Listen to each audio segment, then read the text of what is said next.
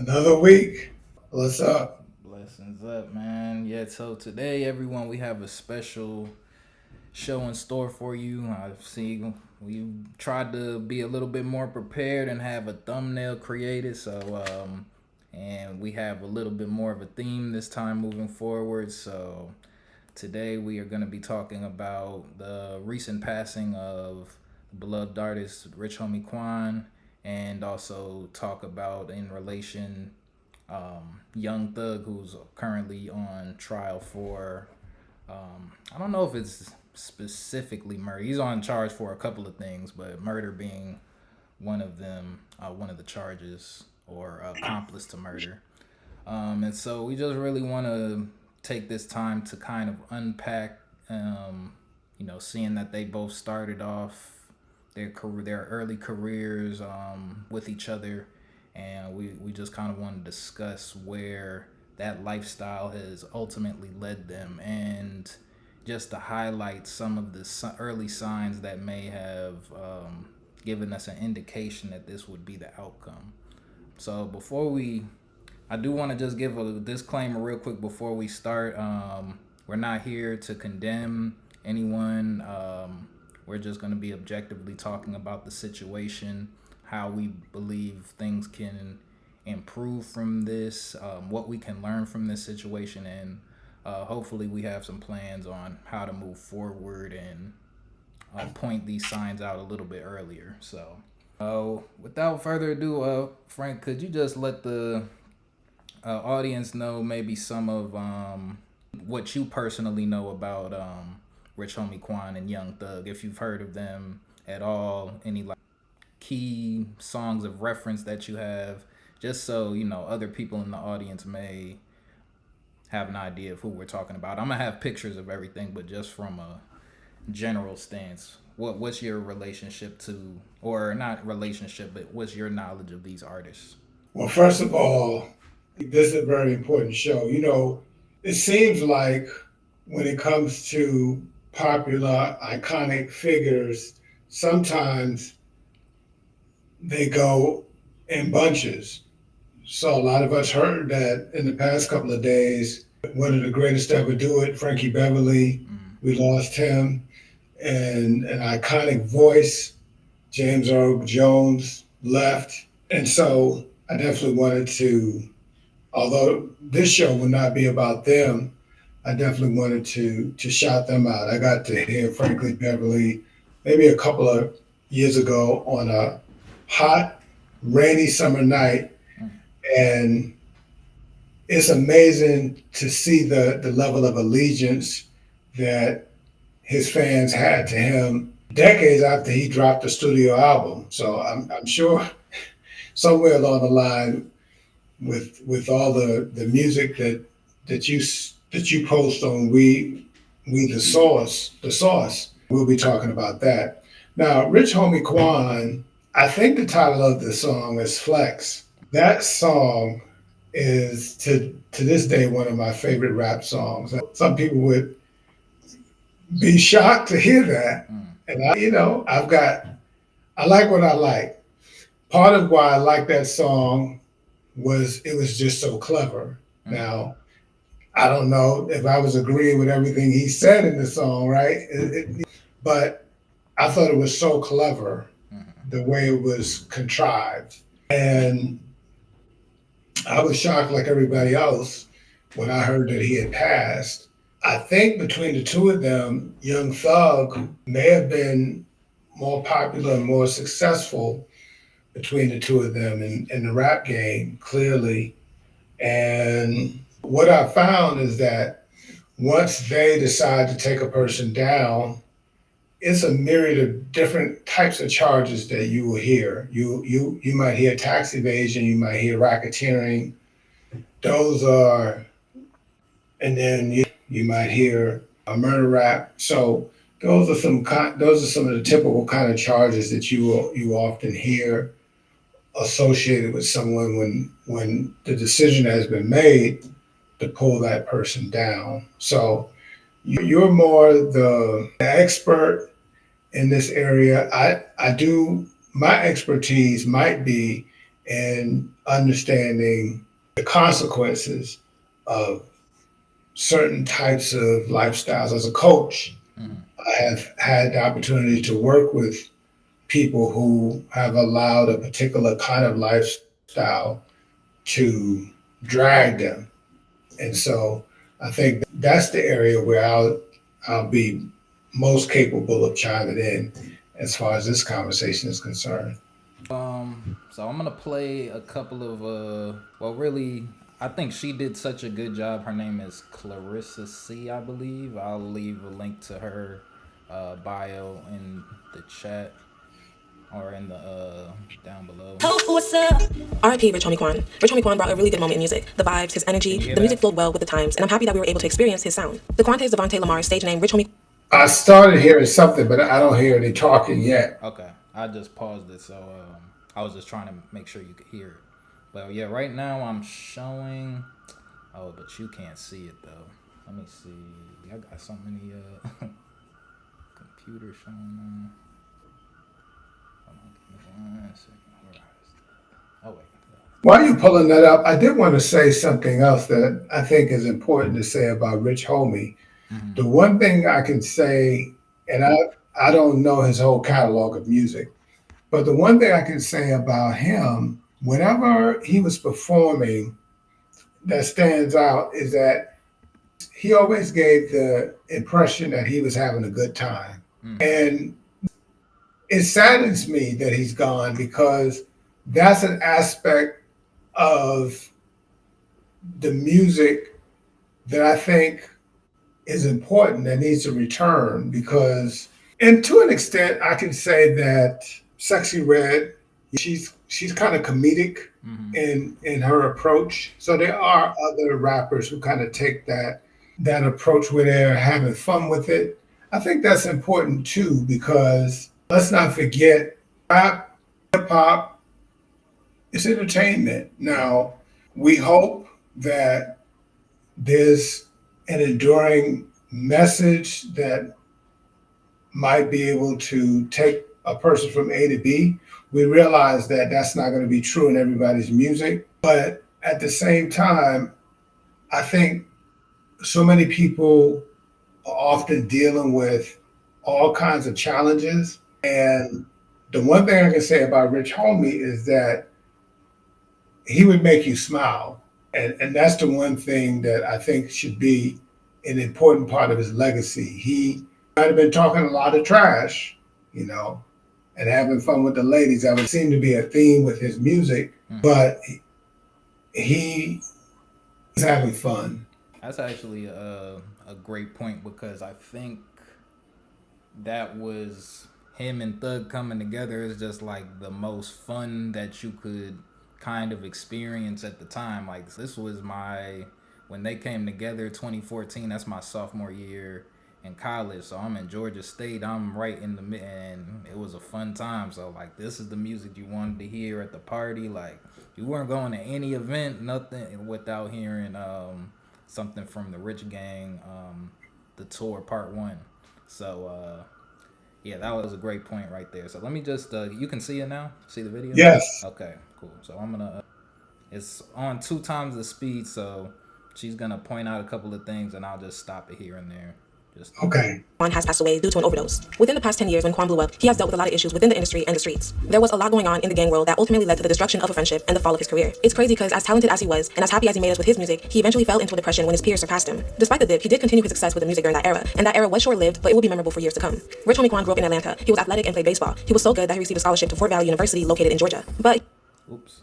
And it actually, as pop culture, makes many references to tech. Okay. Well, I did. I wanted to pause it right there. Did I hear her say that he was so good at baseball he got a scholarship? Yep. So he had a scholarship. I think to Fort Valley, I believe she said. Yeah, yeah. So I've been watching a lot.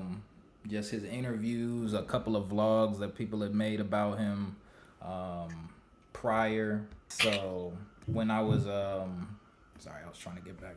So I was seeing one of the younger kids came and who has like a YouTube channel was like vlogging his house. So he was showing them how he was living and just like his current where I think they found him deceased at as well.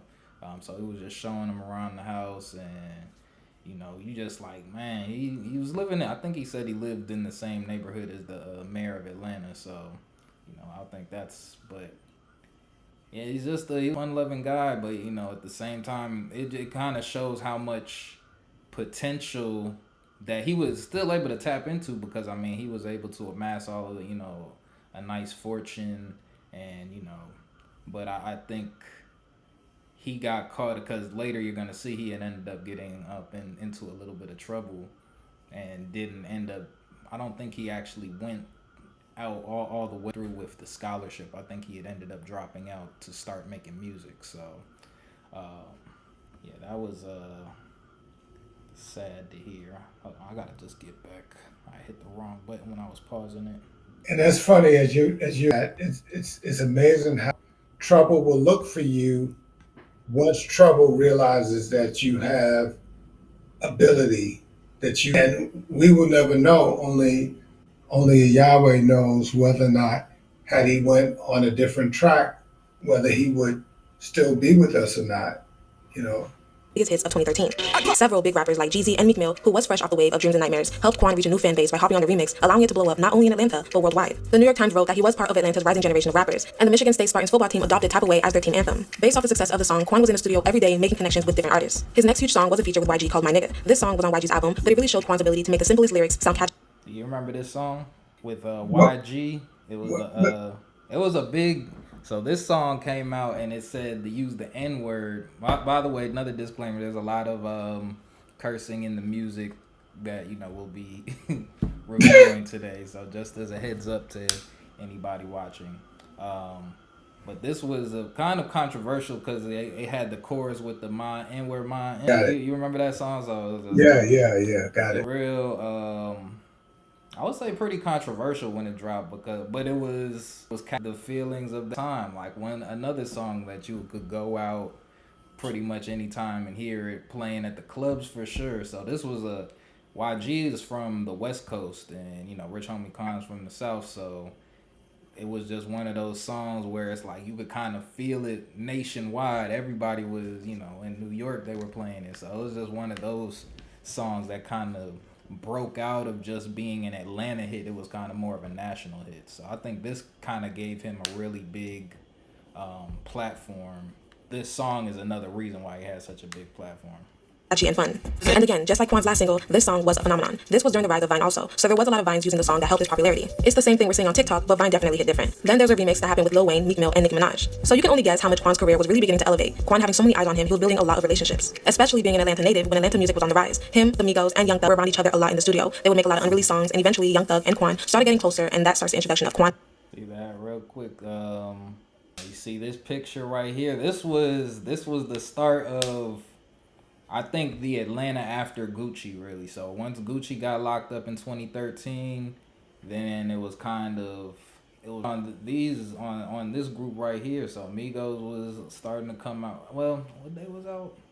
I don't know if I was personally listening to Migos that early, but I mean they still had Future. I wasn't very heavy trap music at this point. I didn't really understand the importance of trap music till I kind of more got to Georgia State, I would say. I was starting to understand my freshman year at GGC, just like, being outside and everything. But once I got to Georgia State, then that's when I was like, okay, I see why being in the proper environments to appreciate the Migos for what they would do to a party and stuff like that. So this picture has now 2 people passed away, 1 person's locked up, and this is Offset and Quavo. So they recently Quavo posted this picture, given in because they were kind of having some issues when the Migos broke up. So prior to Takeoff dying, Takeoff and Quavo have formed their own separate group away from the Migos called Neff and Few. So they kind of split ways with Offset. So I think recently they just kind of rekindled their relationship. So that's something good that's come out of. But it's after a lot of loss, I think they just kind of finally realized, like, what are we really arguing and beefing about? Eventually, Young Thug and Quan started getting closer, and that starts the introduction of Quan and Birdman and how they became a short-lived but amazing trio. Although Quan was hitting new groundwork, he had a label that was supporting him, Think It's a Game Records, which is under Def Jam. Quan's life went. So right here, this is Think It's a Game. This is the label that Rich Homie Quan was signed to prior to Birdman coming into the picture. And you see, this is YFN Lucci. So they kind of had a history later on with Young Thug and Lucci have with the YFN and YSL. They have street gang beefs issues. So I'm trying not to talk too much about the game because I don't really too much understand. I mean, I've seen it and probably know as much as anyone who like follows it, but I don't really want to speak on it, especially just living in the area. I don't really too much know the politics, so I was just giving that little bit of YFN Lucci who's on the left side is someone who Young Thug had beef with later on. Okay. From 0 to 100, and with that came the fast life. This was the initial start of Rich Homie Quan's drug use, but eventually it would worsen the more successful he got. Being introduced to drugs by his TIG family, which was allegedly Trinidad James. Oh yeah, man, I was on Molly every day. Oof. Listen, geeked up, bite down. Listen, bro, I feel like I couldn't do a show or a song without being on Molly. When did that start? When did the habit start? When the habit started, shit. On the road, when I first got the road, on the road, the $800 show, I ain't drink no liquor, no lean, no none of that. You know what I'm saying? Shit, after some type, before some type of way, we was doing so many shows, I couldn't stay up. So I just people like, I got something to keep you up. And motherfucker kept me up. And let me see what they do. They had this around the time. You know what I mean? Because I went taking them at first. Then I was taking my brother every day, man. So this was one of the main clips that I wanted to speak about. So this was Rich Homie Quan on the Matt Hoffa show or podcast. I'm not exactly sure if that's the name of it, but Matt Hoffa's the A-Mike on this show. And this clip had started circulating after his death, of course, finding out that it was allegedly drug related. I don't know if they've done like autopsy reports or anything yet, but it was talking about talking about his introduction to drugs, and I think that happens to a lot of artists is once they go on to the road, it's such an adaptation or such a change in lifestyle. Now you used to waking up whenever, they might not have ever had like a real schedule, and now you gotta be up, you still trying to have fun, you young, and you're just kind of going city to city, so you're trying to do everything and forgetting that you need energy to perform. So I think that happens to a lot of young rappers, and that's one of those things where I think he also mentions that like, yeah, you don't have a coach for that. It's you and your friends who are just now getting paid a couple of $1,000s to come to a city and do what you would like to do, thinking you're just turning up, singing your music, but it's really a job. And so I think those lines, especially in the music industry, those lines get blurred about professionalism, because now you're doing this recreational drug to kind of help do your profession. So now it feels like it definitely becomes a need, because you feel like without doing this recreation, now you can't perform your professional obligations in order to get the money. So kind of becomes and that's just to show how fast that lifestyle is. You're getting paid a lot of money, but it takes a lot out of you, and if you're not trained to that, or nobody gives you the pre-prep before you go on the road, then you can end up in a very dangerous situation. So you just said, when you use that word train, you made me think of all of this in a different way. Of course, the Olympics just passed, and we've been having Olympics for a while now. I don't remember whether this was the 50th or the 60th. I don't remember where we are with the Olympic events at this point. But what I do know is that people, whether they become Olympic swimmers or what their sport is, they have people who are working with them to coach them and prepare them and guide them, who have, in many cases, had experience so that they could guide them. And I remember watching a movie, I think Andre 3000 was in it, where he played Jimi Hendrix. Andre is the one that's playing the flute now, right? Yes. Isn't it Andre that's playing? Yeah. And I remember reading something where Andre talked about the fact that he went through a dark period in his life. And here we're talking about a part of the best selling, one of the best selling rap duos or rap groups of all time, period.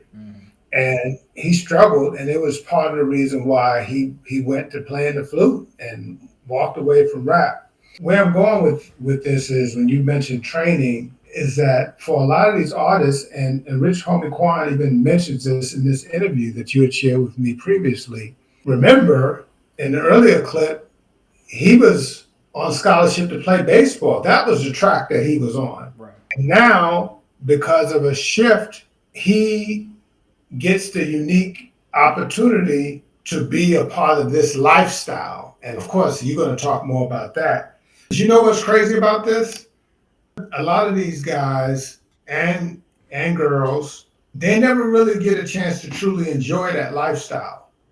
Yes. I could put all toes down on that. Very few of them get a chance to actually enjoy. So you got the cash coming in, you got the funds coming in, but you're on this wheel, you're in the rat race. And the drugs in that movie that I mentioned where Andre plays Jimi Hendrix, just like you mentioned, Jimmy gets introduced to drugs. Now, a lot of times with these artists, as a part of their lifestyle, they try drugs. Because if I heard, even though you had it going at warp speed, if I heard him right, he said that originally he wasn't using drugs. And then somewhere along the line, here comes drugs introduced to the process. Maybe somebody saying, hey, man, you need this to stay up. Right. I heard Diddy once talk about staying up for 2 or 3 days with the aid of drugs because part of the culture teaches that you sleep when you're dead. And for many of these artists, that's exactly what happens. Jimi Hendrix dead before 30, if I remember correctly. So many of them dead before 30. Club. But go ahead, man. Also, with that is this luck. What people are gonna realize is that this run only lasted 10 years, if not maybe just over 10 years. I don't think Rich Homie Quan really started making music till around 2014 for real. I think his first hit might have been towards the end of 2014. So yeah, it's 2024, and so just think about how much it really costs you for a 10 year run. So yeah, I'm gonna continue this video. My attitude is saying I'm bucking on my mama. You know what I'm saying? I ain't showing up to family events. Like, yeah. I just the money because I feel like my mom is all lost in the south. Like, if Now you coming down off the shit. It's like, yeah, like. you're like, I went about black curtains off the sun to come up. I brought it was black curtains the all sun in brought the this. In 2013, his mixtape Ace and his most notable This is your brain when you're struggling to focus. That was so 2013. I misspoke. So yeah, just 11 years. Walk Through being his most memorable single that continued to propel Quan's career as it became an anthem. He collabed with Young Thug and Birdman on this project, which was the start of a growing relationship, which also led to label issues. Rich Homie Quan was signed. So now this is also where I want to introduce the concept of Young Thug. So they, I guess, linked up into 2014, I believe, or maybe early 2015. But this would mark, so for once they tried to, and I'm just using lifestyle. I'm not saying that what they were talking about in lifestyle or even on that project is like any foresight onto what happened, but being young in that time and understanding what because I'm in college and I know things that are right to do, things that are wrong to do. There's different temptations going on all around me, and so there's certain decisions that you have to make and certain decisions that you see other people make. And when you take into account, sometimes people like, dang, they getting so much money, I need to do whatever it takes to get that much money. And it's like, well, and you just try to start competing with people where it seems like they're making exuberant amounts of money. We're gonna see a little bit. He does talk about some of his finances a little bit more, but just the concept that I'm in college at this point trying to, I wouldn't even say that I was necessarily trying to compete directly, but you are competing against these images. Like, Young Thug would be at a club, and then, all the girls coming back saying about, oh yeah, we saw Young Thug in the club and he did XYZ, or, Rich Homie, he performing here tonight, and all the girls excited. So that kind of starts to create or set the bar for what kids my age at that time have to achieve in order to get the attention of some of these girls in our mind. You know what I mean? So But wait, I don't want you to leave that point too soon, because this is a problem, and college wasn't that long ago for you, a little further away from me, but this is still an issue, very much, and I'm going to say maybe even more of an issue. right. But here's the thing: I can't remember that. You would probably be able to remind us better than me, but I can't remember if it was. I don't want to call an artist's name and get it wrong, but a very popular hip hop artist was on a talk show talking about the fact that as a teenager, he was so excited to sign the dotted line with one of the record labels. Of course, this could be a number of artists, actually, right? What I'm about to say. And the deal was so lopsided. And that's the other reason why a lot of these artists have to work like slaves. So a lot of this stuff, and now this is me talking as a financial coach. I know this stuff, right? A lot of times the deal is lopsided. So you see them with all the jewelry, but sometimes that jewelry is not even theirs. The reality is that only a small percentage of these artists, and you're probably going to go there with this, but only a small percentage of these artists are really rich, because the record label is getting the lion's share of the money. The deal is so lopsided in most cases, it's ridiculous. And that's why, and I apologize. I know I'm not trying to get ahead of where you're going with this, No. but I'm going to say this. And I think we touched on this in another show. When Tupac realized what was really happening in the game, it was part of his genius to do his own thing. And some of us found out through Professor Smalls and others, who I think Professor Smalls was like a godfather to him. It was either Smalls or Professor Jeffries. It's one of them. Tupac was looking to do his own thing and bring Biggie into it.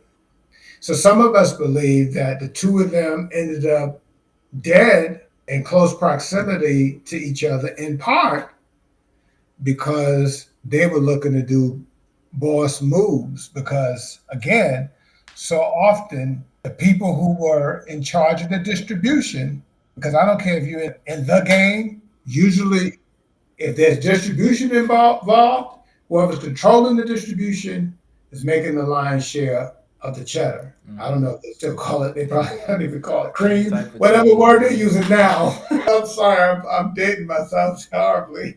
Pac and Biggie dying at, Pac died 25. How old was Biggie? 24, 25? 20 something, 20 something. Yeah. So we saying, they made it longer, but I also think, I wouldn't say they started later.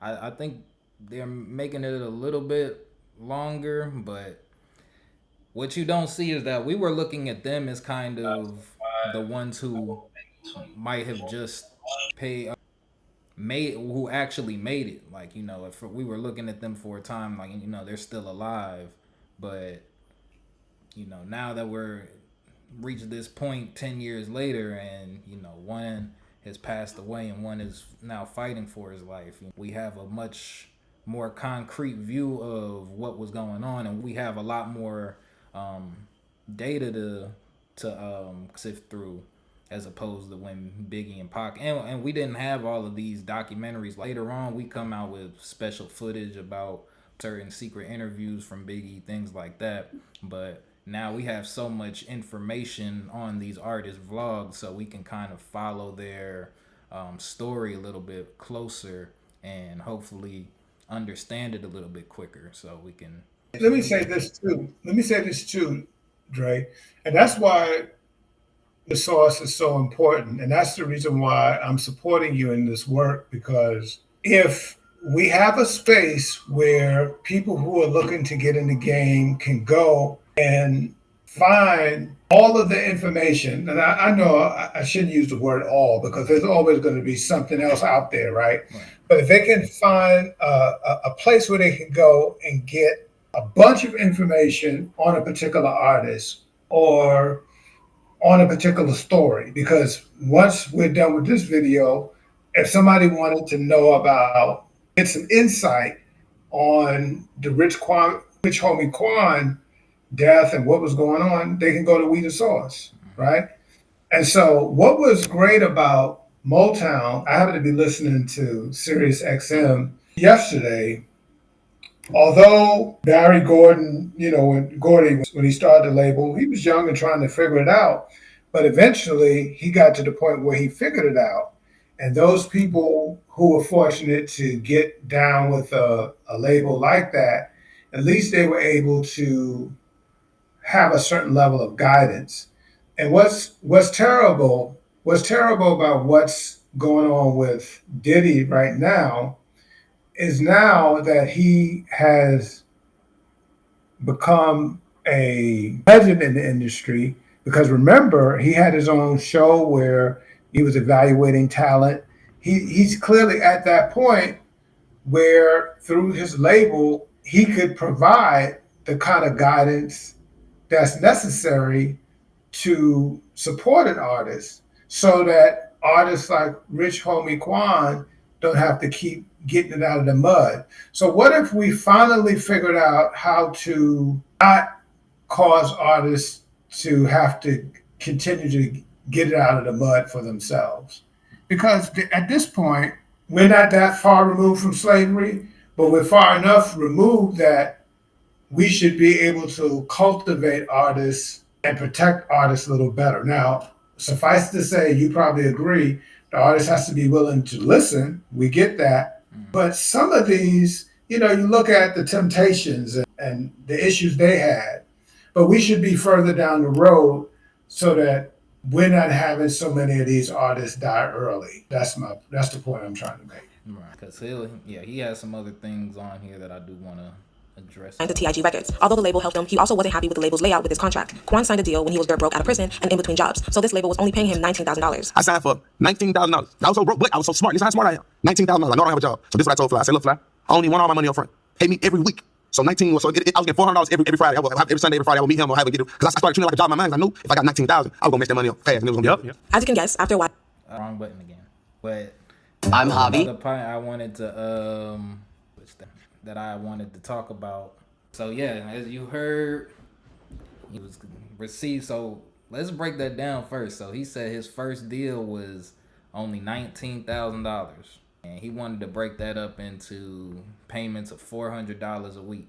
Now, see, at this time, he's still, which I don't know how long that would last. Just trying to do the math off my head. Well, 20, so about 5 weeks. Well, no, he's 400, not even 4,000. So yeah, it probably lasted him a good amount of time. But you only making $400 a week, and having the. Probably at this time still having chains or just living life, because I mean he's fresh out of jail and he's still working a regular job, but you think you still have that fake it till you make it mentality. So you're like, well, if I'm getting $400 next Friday, I can go to the store, buy something. But which I'm gonna give him credit for having the foresight to know not to get all the money up front, but just because you're not giving the money up front doesn't mean that you're still planning to do the best things with that money, is what I'm mainly trying to get at. So I don't know exactly what he was spending his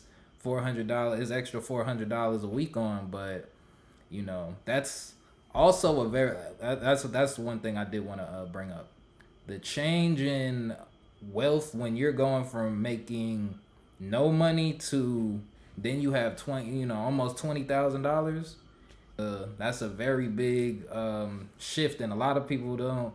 They're like, $20,000. When you get nothing, when you really just hustling for some money, and you getting a couple dollars here, a couple dollars there, Getting $400 a week is the stability that a lot of people don't know, especially young men who've never worked a job for real. So having that consistency and having a somewhat of a paycheck like that, something that a lot of people, and also when you feel like you're not even actively working for that money, you kind of getting paid for the name, for the person that you become. So you're thinking you're just getting paid for your lifestyle.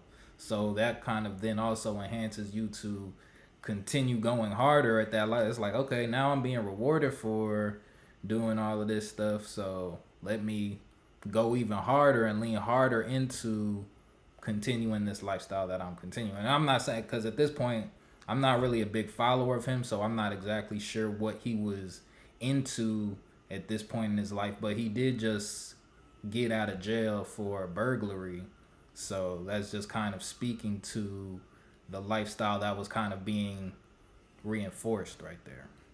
But Dre, just think about what you just said. Here's a guy, and that's what made the situation that happened to the Alabama player. Remember the Alabama player? I think he was a basketball player who almost destroyed himself. I think they accused him of attempted murder, or I Yeah. can't remember if the person ended up Mm-hmm. dead or not.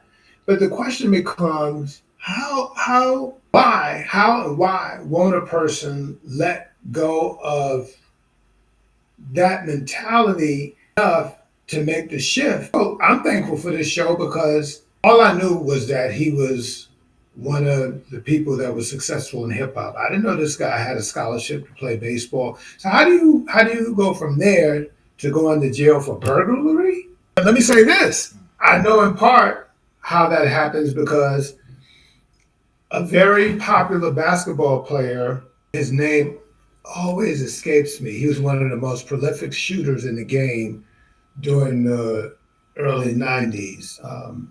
I think Abdul Sharif, I think that's the name. That's who he became when he changed his name. But he talks about being on the cover of Sports Illustrated and being so hungry. Now, he was playing college ball at the time.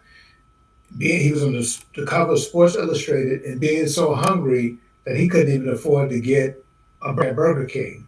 So again, this plantation that a lot of these performers are on is what we have to get them off, whether they be athletes, whether they be artists. That's why it's a great thing that athletes are finally getting that NIL money because these schools were making millions of dollars off television deals and so forth.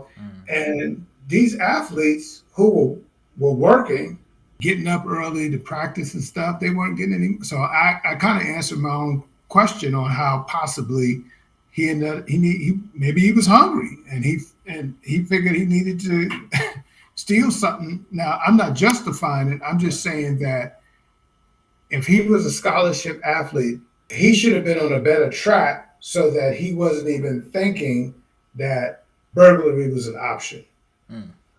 Actually, bringing up the baseball, because remember I did mention in my text I wanted to talk about extracurricular activities as well. So, I was thankful enough to go through a really good football program in Gwinnett.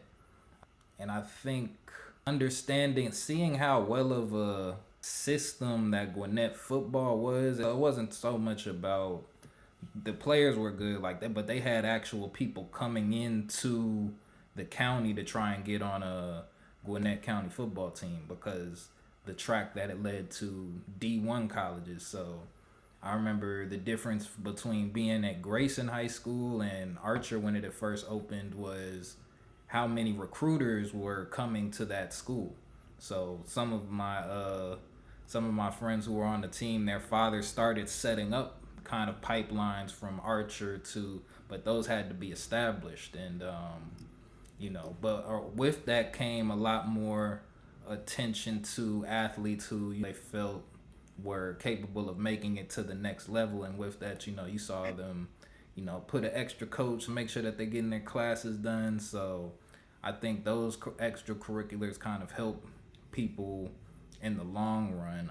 And that's just for me to say, like, people make sure that you're putting your kids into some type of extracurriculars, because, or control the extracurricular. You don't have to put them into football per se or a sport, but if they don't get that, if they don't get the extracurriculars through their school, they're gonna get it somewhere else. And if you're not Right. providing it for it, then it's gonna be the street life. And you know, I remember once I had stopped playing football, I recognized how much time I had on my hands. Now, I got a job at that point delivering pizzas, but I could have just been goofing off and just finding anything to do. Now, I wasn't really in an area where it was easy to get in trouble. I don't feel like you kind of had to go searching. I was never in overtly gang infested areas. Every area has, you know, a group of kids who, you know, team up, click up, whatever you want to say, and you do just mischief together. But you know, it wasn't really a high. I don't feel like I was ever just in a position to fall into that. But I can see in a neighborhood like I'm here now, where I'm at now, especially if your parents aren't home, so you just getting home, your mom's working night shift, so you just want to, no one's there to tell you to come inside, so you just staying out to hanging out with these people, you going over to this house, seeing so much that you may not be prepared to see. But yeah, just keep in mind of the extracurriculars that your kids are going to be involved in. So let me continue this. Pay me every week. So 19, so I was getting $400 every Friday. Every Sunday, every Friday, I would meet him or have him get it. Because I started treating it like a job in my mind. I knew if I got 19,000, I was going to. As you can guess, after a while, it irritated him because he was getting $400 a week but making triple that doing shows. So when he grew a business relationship with Birdman and Young Thug, he saw a better opportunity to make money with them versus TIG. Quan's growth in the industry was fast-paced. His work schedule mixed with his drug use, he began to have issues being present and focused while working. Quan suffered a stroke on set of his walkthrough video, leading him to be hospitalized. He denied the rumors of it being a stroke related to pills or lean, stating, "It's no secret that I do turn up. I don't deny that, but I'm not addicted to anything, including drugs, nor was I leaning on the shoe." But eventually, he spoke out about it and subtly told the truth about what was going on with him. Talking about the speed of the lifestyle, how, you know, he saw one opportunity, he saw the opportunity to make more, and, you know, jumped. And I think even at that, I think he had a good plan going with the 400, but like he said, 400 wasn't enough. He was just getting nothing. Now 400 isn't enough. And I mean, obviously $400 a week is restricting, but, you know, on top of I don't know, he said he had another job, but now you add drug use to it and another look, because now you're getting paid more money, so now the performance is requiring more out of you than just showing up real quick and your cheap clothes or whatever, just your normal clothes. Now you gotta like have a little bit more flash. That's when you have to get the jewelry for them to pay you over $10,000 to come perform. Better have some real jewelry at least. So that's kind of the costume that kind of goes in, and people don't ever really talk about. And with that costume, you have to have the energy, and so then that's where they throw the drugs in there. So, you know, it's a combination. But you know what's interesting, and I've never thought about this like this before. Statistically, 5 to 8 out of 10 lottery winners are broken within 5 years, mostly because there was no education to support this windfall. Mm-hmm. But guess what? I never thought about it like this until this show. These artists who run into this type of capital suddenly without any training, they're no better off. In fact, they're worse, because at least with the lottery winners, they can disappear, because as far as people knew, these people didn't have any money. So those people just vanish. These people, they don't have the luxury of vanishing if they plan to continue in the industry and continue getting the fame. Because let's not leave out the important part of this. Part of what's driving this is the fame part, right? The applause, the fans, and so they have to also, as you mentioned earlier, keep up the appearances, and then everybody in their family knows or assumes that they have money. Of course, everyone knows that MC Hammer is famous for sharing how many people he was taking care of at the height of his career. Hundreds of people. Right there, that's I had some statistics up. Right now, 96%, I believe, of all black-owned businesses are sole proprietorships. But right now, with the money rappers are making, that's supposed to be actual business. So, Absolutely. you know, when we get into those, it's not being formed correctly. And see, I would love a $19,000 business loan. That would help me tremendously, you know, but it's hard to get your hands on that type of money. So it's easier to get a rap deal, or it's easier to get your hands on some valuable drug paraphernalia that you could use, and that's normally what leads. So it's like, if those are the only big things of high commodities, I guess, that we see available to us, or the high sums of money that we see available, that's what we quickly gravitate to. Wow, you said a mouthful, Dre, because what you just said, I don't know if you really realize it. What you just explained is why so many of these guys stay attached to the streets. Because if they, which most of them are not attached to a major label. And so in order to get the capital, a lot of them get the capital through the streets. And that's why people like Master P is so important, because he's done, I'm sure if he was sitting here with us, he wouldn't say he did everything right, but he's like a poster child for how to go from the bottom. And he's got his own cereal, and it's just phenomenal. I mean, and I'm glad that he's actually teaching courses, because hopefully people like him and others who've been able to ride the wave can teach the next generation how to actually do this.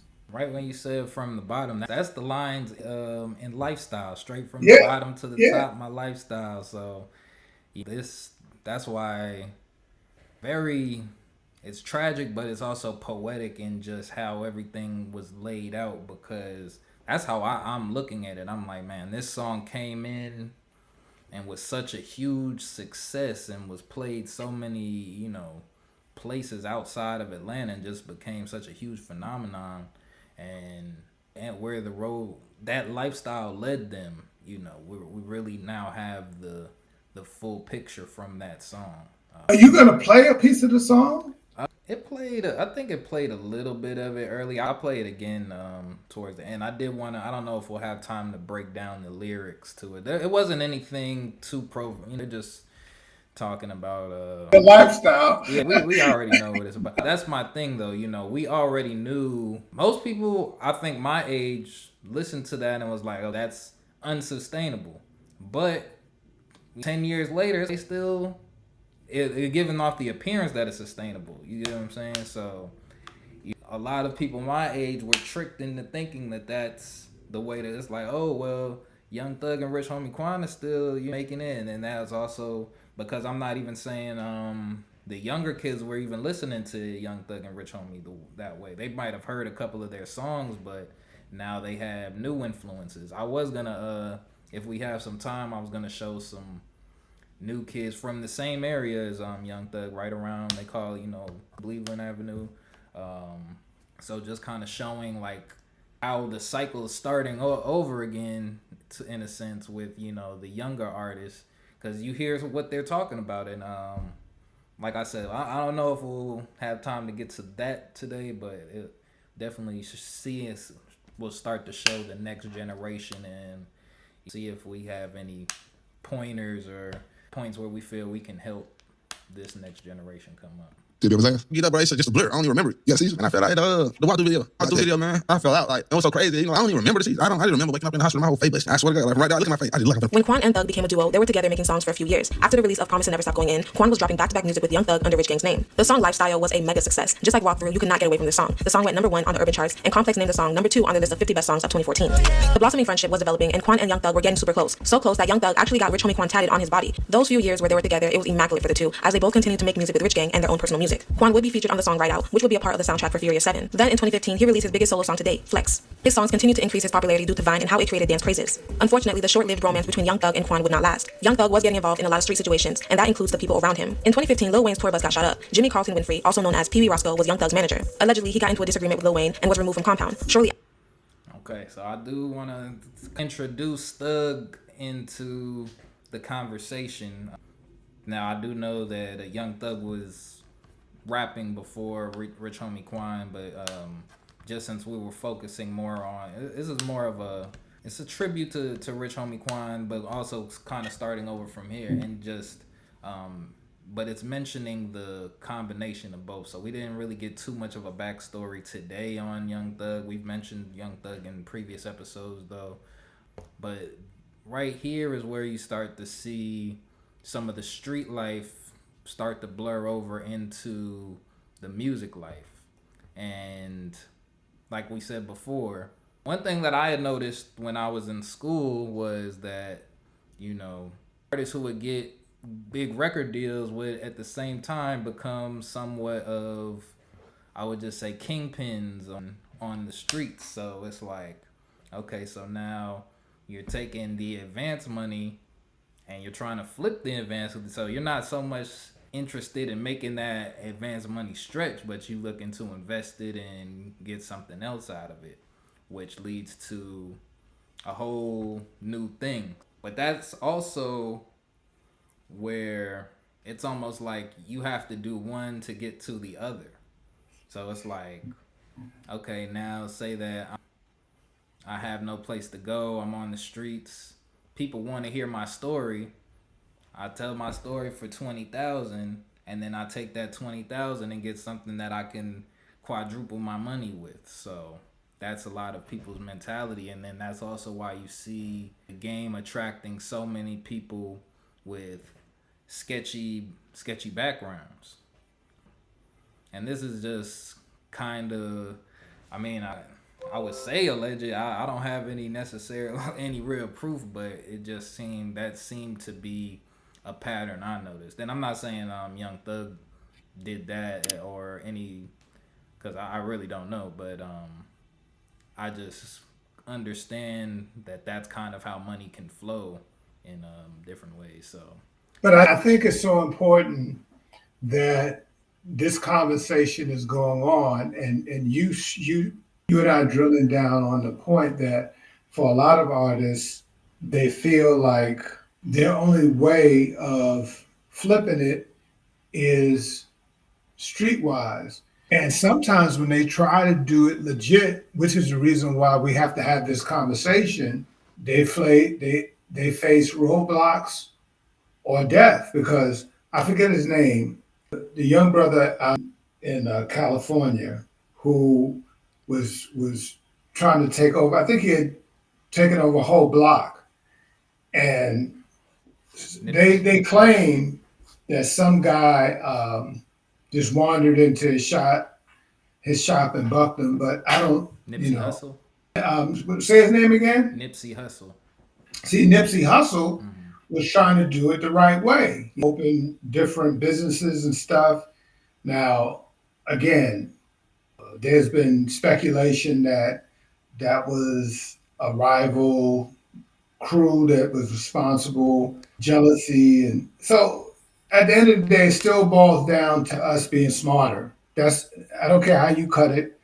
The great Minister Louis Farrakhan has been working his whole life almost to try to get us to understand that the energy that we're using to compete in quote unquote gangs, if we figure out that at the end of the day, we're all a part of the same gang, then take the energy and figure out how to come up together instead of falling into the Willie Lynch trap. Because another thing is with those, they're giving a lot of these rappers get this money, and it's not so much, I don't want to say that they're not business minded, but they haven't been introduced to they haven't seen a business run in the proper structure. So in our community, the only true ideas of business that we do have is from drug dealers or knowing someone who's a kingpin. That's the only kind of role models that we've been given from our community. We've never.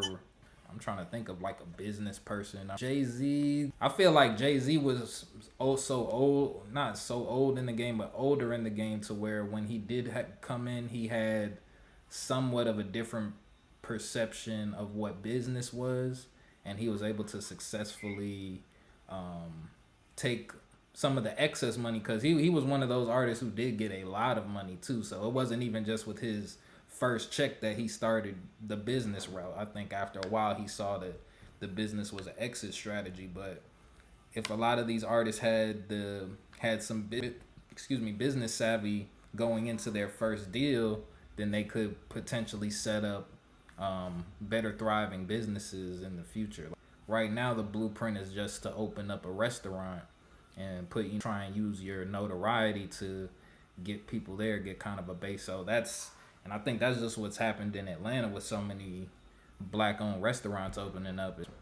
I think they're just coming from Instagram. They had a following, they had a couple of dollars, and was like, well, let me take a shot at this. So we're not really getting high quality, because it's just people who just stumbled across money and now they're trying to figure out how to spend it, instead of people who want to legitimately wanted to start a business their whole life and already had a plan and just needed the money. So it's like you're giving people without a plan the money, and the people who have a plan don't get the money. So Now there are some. Now let's bring it full circle. As you're talking, I'm thinking, because you hear me talk about Master P all the time, but there's others like Ice Cube. He's got the Big Three tournament. He's been doing movies for years, and so there's some other. And so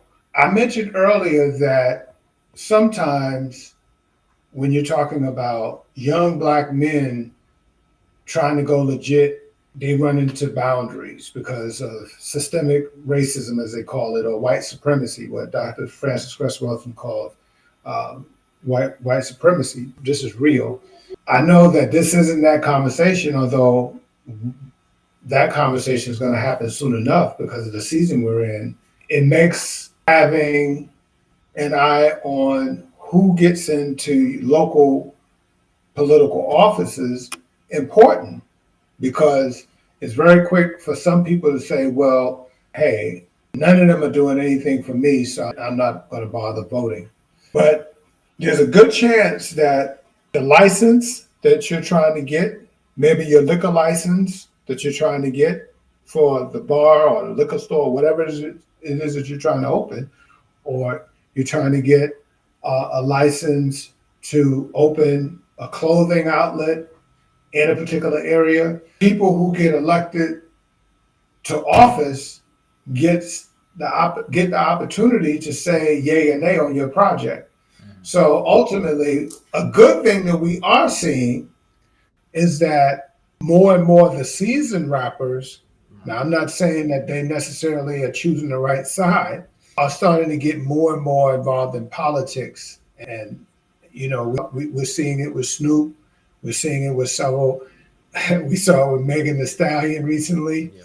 So my thing is, I think it's helpful for these people who are leading in the game to get involved, to create conversation. Because before, it was just all about gathering the paper, being an artist, and just trying to figure it out, and just letting politics do its own thing. But when you really get smart about it, you realize that these politicians, they have the right to decide whether or not I can even get a license to do this legal business. Right. Very true.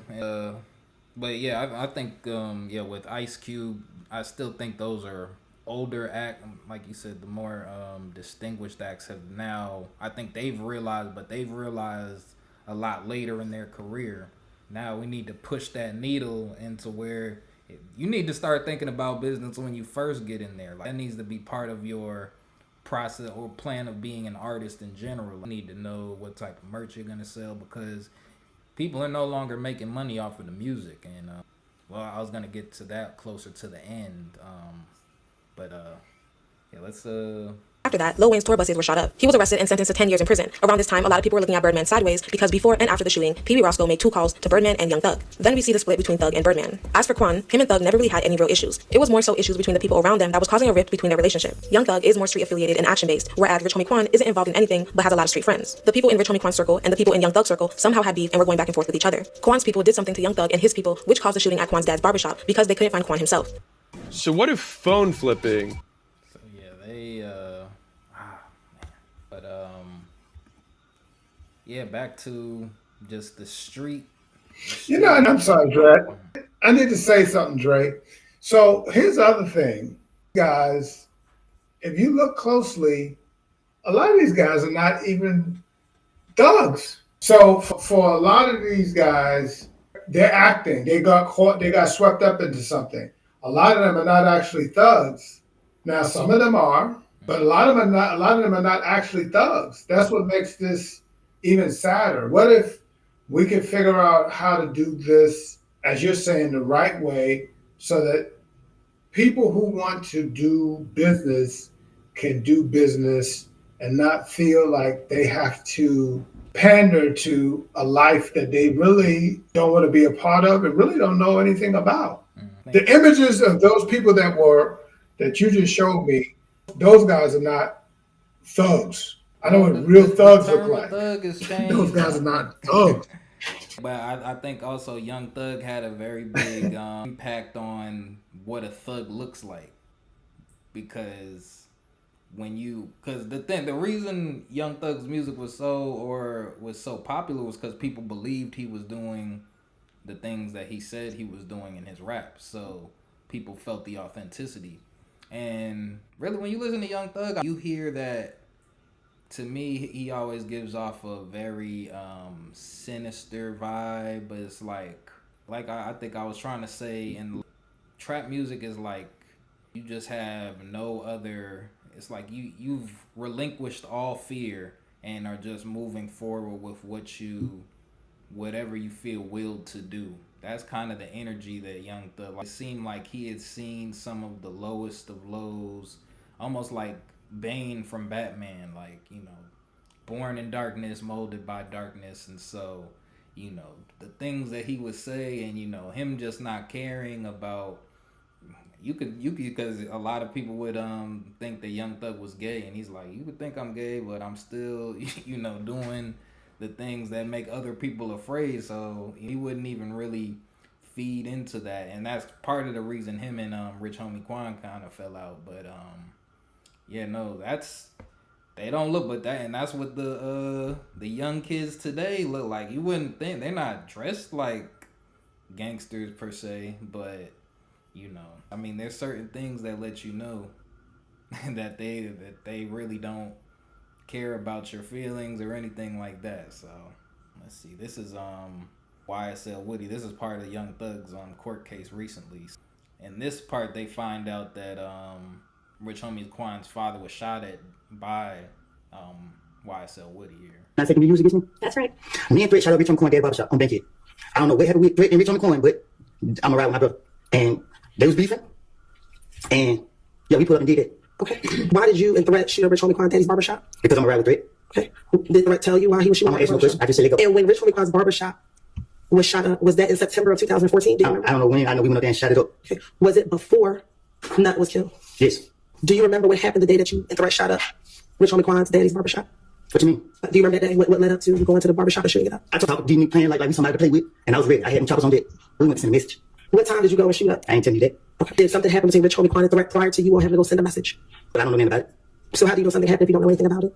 Because I can't say for facts if it's the truth. As revealed by YSL Woody for Young Thug's RICO trial, as he admitted to committing the shooting. As a result, Rich Homie Quan's father was hospitalized. For a moment, he knew things were getting really serious, and he had the thought to quit rapping. A really bad situation recently where your dad got shot. Yeah. How hard was that getting that type of news?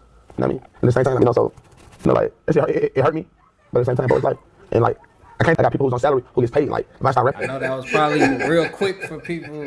I know it's on 2 times the speed just so we weren't taking up so But he said a lot right there. So his father got shot for one, and his father's hospitalized.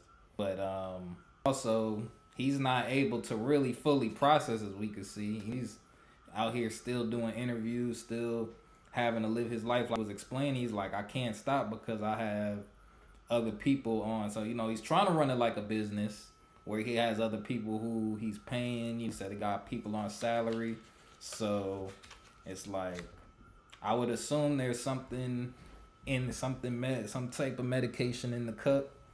So he's having to cope with this in real time. It's the stuff that you're watching. People lose their, or someone's father gets shot. You can call off of work for a couple of days, take some PTO. There's no clocking out of this lifestyle. So this is one of those things where I'm sure if he didn't have anyone to really talk to, that you probably on times would take a pill here or there to help him get into whatever mood he needed to get into. So once again, speculation, but this is just kind of how it seems like those things and a fast lifestyle that things could play out. And when you use the term speculation, you remind me of Michael Jordan's dad getting killed. I mean, it's very sketchy, the circumstances around his father's death. Right. And so again, in this very high level game that gets played, there's some really sketchy characters that make the rules up. And so part of what we're trying to do is open the lines of communication so that there's another level of understanding in terms of what is really going on. Because at this point, this could have been, we don't know if at a point like this where his father is shot, he may be afraid in fear for his own life. This is when a lot of people turn harder towards the drugs, and so we know at this point he said that he in an interview that occurred later, he said that he had already been introduced to Molly at this time, so it's safe to assume that he was on it during this interview. So we don't know how strong that addiction became during this time or how much it was being abused at this time. So it's just a lot that can go on. Yeah, thanks. Bro, listen, bro. My grandma just died last week, bro. My dad in the hospital, bro. Oh, bro. Niggas know, bro, I ain't no hoe, bro. I don't chill, I ain't, bro. Young Thug was beefing with a multitude of sets, including Wife and Lucci. Wife and Lucci's mother house was shot up. For Thug's Rico case, he was being accused of ordering the hit and gloating about it in his song Bad Boy. Williams got into a beef, if you will, with another rapper by the name of Rayshawn Bell. And so this also, people always ask, you got so much money, why are you still dealing? Nothing changed for Young Thug. Young Thug is continuing to live the life he was already living. Now he just has money, and so he has a little bit more of an ability to do some of the things in which he talks about within his rap. So both danger levels get higher the more money that you get. So now Quan can afford more drugs, and Thug can afford more risk with his money, And if you have the funds to, and you're already around people who kind of, play in the streets, and, giving them some money to do what they already do isn't that expensive. So it just kind of, now this money that they're getting and getting from rap now amplifies some of their most negative qualities as they're still getting more famous. And so it's like, now, when can you turn it off? Now more people is looking at you. More people are now checking to see that you're really who you say you are, saying that you're real, this, that, and third. So you have to continue to keep up the facade. You can't take disrespect, or else people are gonna call you a phony, and now you're gonna lose everything. So just like Rich Homie was saying that he had people on his payroll, Young Thug had people on his payroll, and he knows the influence of his reputation as a rapper. Bennett, also known as Wife and Lucci. At some point, Lucci's mother was shot at, and the song comes out with Bad Boy that says, let's see, you better watch the way you breathe around me, for that breath be your last boy. Smith & Wesson 45 put a hole in his heart, better not play with me. Killers stay with me. I shot at his mommy, now he no longer mentioned me. Things began spiraling with their own personal relationships. Although they still didn't have direct issues, their bromance left sensitivity to one another. Quan was doing a performance where a male fan touched his leg, and Quan referenced Thug on not being on that GAY mess. We built a 7-figure business. I'm gonna speed through some of this. This is talking about their fallout between Young Thug and Rich Homie. So I was like, man, you probably because I know he really be drunk. You know what I'm saying? I heard you know what it is. And I always tell people, I say, man, in life is like mathematics. You know what I'm saying? It's no, you want to. He really be drunk. Point drunk. Damn. He get drunk to the point where I have to. As you say that to us, I don't know what you're talking about, but he know exactly what you're talking about. Yes, he did a show before, and I think a guy had touched his leg on stage. Like a fan was like, yo, he was standing on the end of the stage, and people was touching him, grabbing his shoes, and he was like, yo, it's like that gay shit, man, that thug shit. And it's just like, man, my brother, like, I got your, like, I forgive him because I know he really be drunk. Quan get drunk. Damn. There's not a conversation, nothing. You over here, he's over there, and it's just, yeah, I heard. You know what it is? Yeah, and I always tell people, I say, man, in life is like mathematics. You know what I'm saying? It's like you want to add wisdom. You know what I'm saying? You want to add years to your life. You want to multiply your money. You know what I'm saying? You got to divide your time with us, your music career, your kids. That's division. And then there's times in life you got to start subtracting people too. You know what I'm saying? And that's just one of those things where you hope for something, but it's like, oh man, you know, it ain't gonna happen. So yeah, Big Boy was talking. He had mentioned something pretty profound when he was talking about the mathematics of life. I still think the way that they fell off, I think it was the confidence that Thug had just with, and they were also having just issues, both being big stars and, you know, wanting to drop their own music and stuff. That also led to them parting ways creatively. But Young Thug was in he already, I think Young Thug understood marketing a little bit better than Rich Homie Quan, which is ultimately why I think he was so much more successful. I think Thug is an incredible artist as well, but I think he understood the game a little bit more, but he was also involved in a lot of other parts of the game, so I feel like he in a way had to mature a little bit faster than Rich Homie Quan. So yeah, that was just something I wanted to mention. This time, things began to spiral in Quan's life as he was having issues with his record label, TIG. Quan at the time was dealing with legal label issues of unpaid royalties, so he sued his label. His label then countersued him for breach of contract because of him releasing music under Birdman. Seeing his peers surpass him and having legal issues with his label and them not allowing him to make money off his music, he was dealing with depression, and with the sudden decline in his career, as fast as it came, it fell at the same pace. And suddenly, you weren't hearing from Rich Homie Quan as much anymore. Suddenly, he wasn't the hottest rapper and he wasn't getting as much money in shows. Every week though, some money's going down. So it's good money still. This is one of the parts that I did want to highlight here. This ain't no 40s and 50s again. Right. I'm still going to Dubai. You know what I mean? Dubai will be more than that, so I'm doing Dubai's and all that. But now me and Fly ain't talking because of litigation. Me and Fly not talking at all. You know what I'm saying? Probably the lowest I was in my life. You got to think, man, I went from here to here fast. You know what I'm saying? Right. And I blame myself. And it's growth. And I know it was my fault. You know what I'm saying? Like I might have said some shit 6 years ago in the interview a cousin nigga, and I ain't the same Quan no more because like I've grown. So even if I did, I tell a nigga, man, don't fault me for that, bro. Yeah. I'm growing, man. You know. With his father getting shot and his friendship and career falling, at first his addiction was to help him. So yeah, with him saying how his career was on decline, so and how he had to adapt to that while being depressed, looking at everything, seeing other people continue going up, it's hard to deal with, and he really has no one to talk to at this point. So talking about that dark cloud over his head, this is the blueprint for so many rappers who, especially what was happening around the pandemic when people were blowing up so quickly, like, you know, you go from nobody and now you got a billion streams somewhere. It's hard to deal. It's very hard to deal with. So. And focus on his career. Then it went into helping him deal with the fall of his career and the sadness that came with it. In 2017, Quan was arrested on drug possession. Police discovered heroin, marijuana, and drug paraphernalia and weapons from his vehicle. Quan was charged with felony drug possession with the intent to distribute. That didn't stop him as he was deep into drugs already. Regardless of his arrest, he still traveled with drugs regularly. Statement. Listen, not to be personal, but what do you carry in your bag? Right now what I have in my bag is... What's in your bag? He's opening it. I love it. Here we go. I got a do-rag. Do-rag. Yeah, some headphones. You come prepared?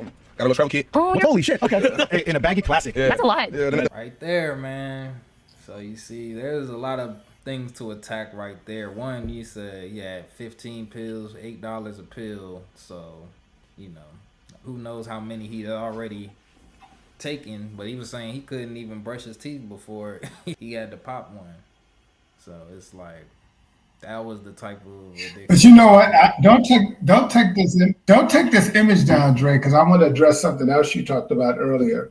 Because usually, as men, we look at it from the side of us trying to keep up with and whoever. Which I'm grateful that I never was trying to keep up with any of them. They were just entertainers to me. Mm-hmm. But the other concern I have is for the young women who somehow think that they're gonna come up by hanging out with these guys. Now, if you listen closely to what they're saying in their music, this is the best of it right here. I know of some females that have gotten involved with guys who, you know, flashing money and, You know, they might run through you and you might get taken on a trip, but that's it. This is it. This is your reality. But what's happened was this is the reality, but so many women see it as their opportunity because they feel that this is the closest that they can get to money without really having to do any necessarily hard work. They feel they're being rewarded for just being beautiful on this earth. But it's like, how far is that gonna get you? And then you have to do the next thing that uses your beauty, and so that leads down. So these worlds combining, you're attracting other. You attracted so many people who just not trying to do their absolute best, and it leads to music. He acknowledges that the drugs cause a decline in Quan. What were you saying? And they too get introduced to the drugs. Well, see, So okay, let's talk about that because, to be honest, that's what drives whatever the women want at that time. Then that's what's gonna be provided.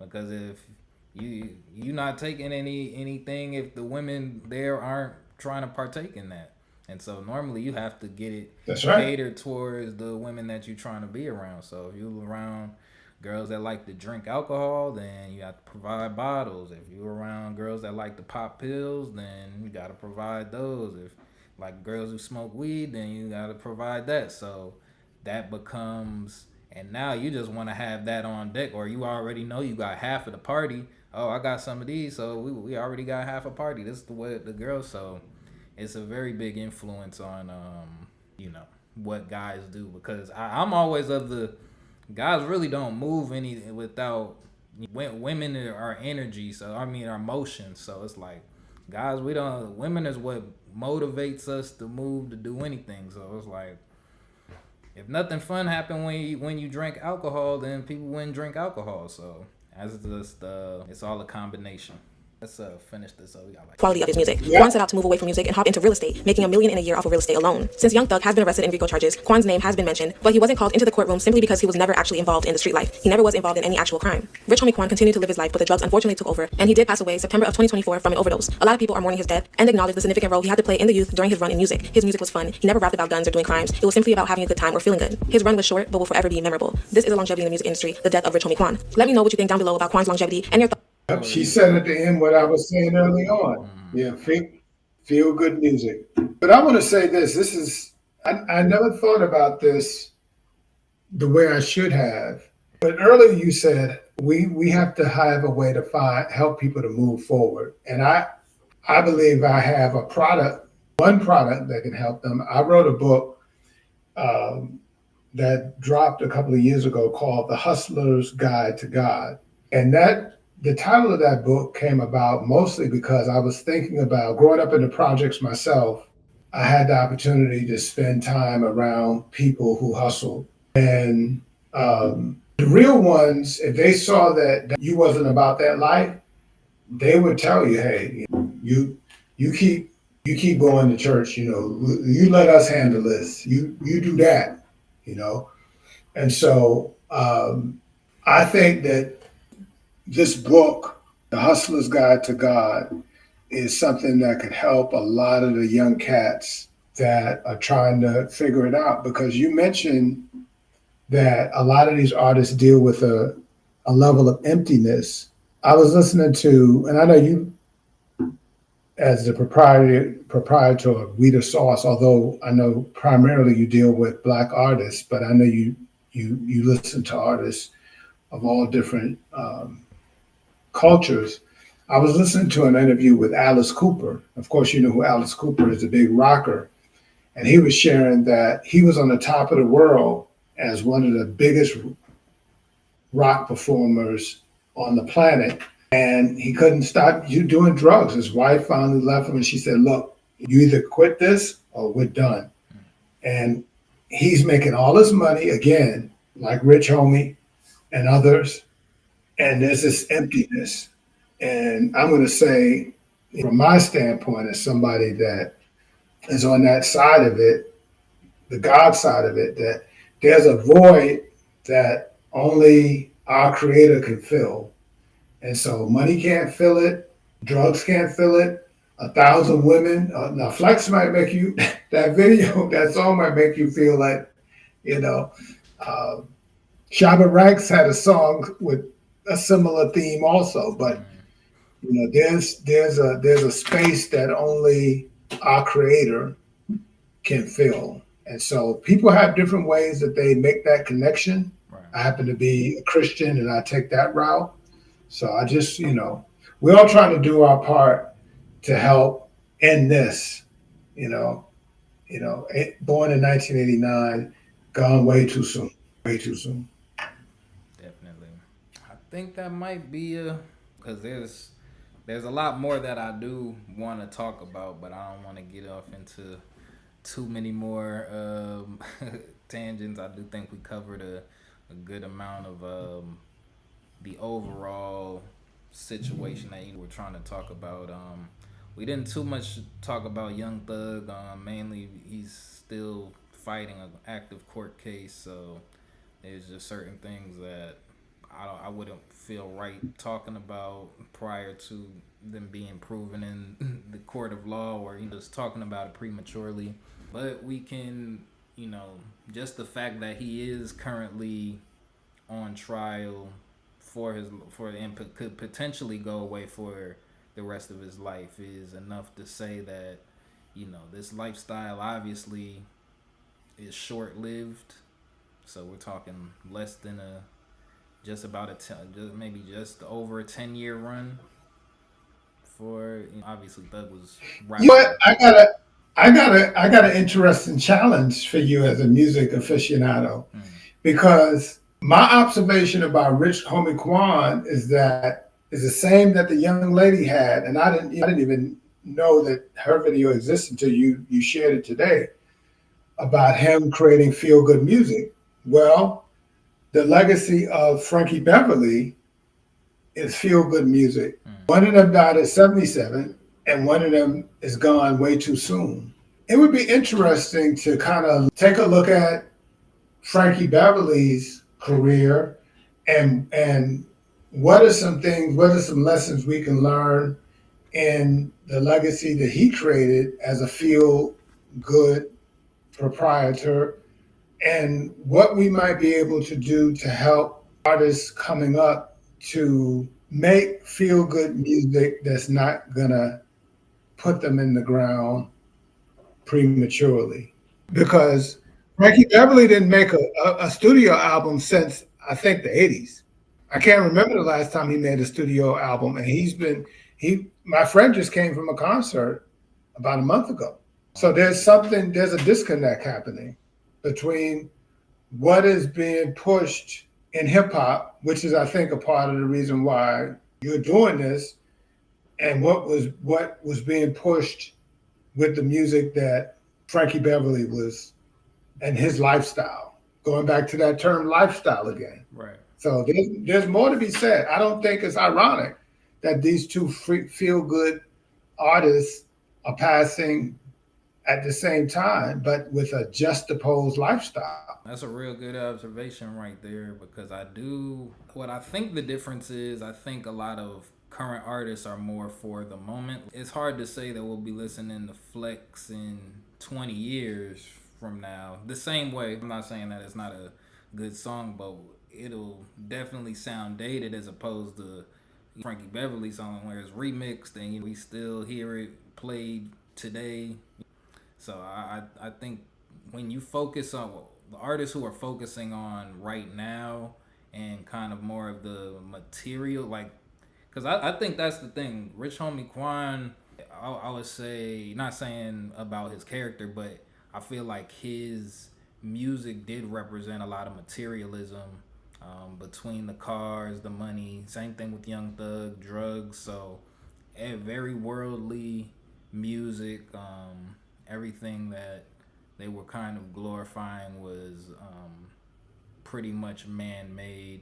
There wasn't much talk about any love in his music directly, not for any.